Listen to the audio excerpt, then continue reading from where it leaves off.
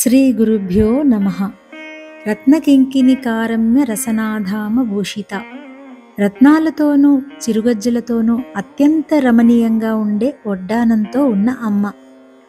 భూమికి భూమధ్యరేఖ లాంటిదే మగవారికి మొలత్రాడు, ఆడవారికి వడ్డానం.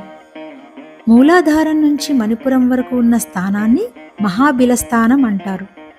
చిరుగంటల ధ్వనులు వ్యక్తమయ్యే చోటు మణిపూరం.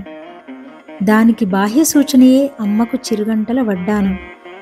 అమ్మ వడ్డానానికి ఎవరు నమస్కారం చేస్తారో వాళ్ళకి సౌభాగ్యం కలుగుతుంది. ఈ నామం చెప్పిన వాళ్ళకి మంచి సంతానం ఉంటుంది, శరీరానికి మంచి ఆరోగ్యం ఉంటుంది, సుఖశాంతులు కలుగుతాయి.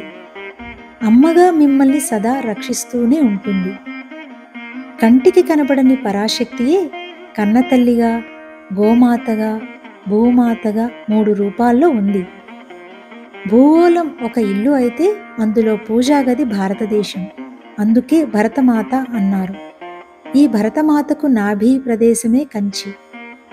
అమ్మను వేదాలు గాయత్రి అని, ఉపనిషత్తులు జ్ఞానప్రసూనాంబిక అని, పురాణాలు పార్వతి అని పిలిచాయి.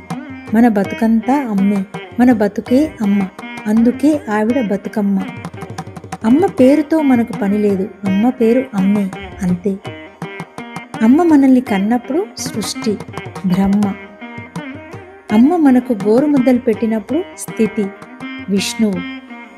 అమ్మ మనల్ని జోలపాడి నిద్రపుచ్చినప్పుడు లయం, మహేశ్వరుడు. అమ్మ త్రిమూర్తి స్వరూపం. అమ్మ కుడి చేతిలో అభయముద్ర, ఎడమ చేతితో వరముద్ర కలిగి ఉంటుంది. అమ్మ అభయముద్రలో వ్రేళ్లు పైకి ఉంటాయి, ఆకాశాన్ని చూపిస్తూ. ఆకాశం ఏకంగా అఖండంగా ఎలా ఉందో అలా నీవు ఉండగలిగితే అదే అభయస్థితి అని చెప్పడం. అమ్మ వరముద్రలో చేతి వ్రేళ్లు కిందికి ఉంటాయి.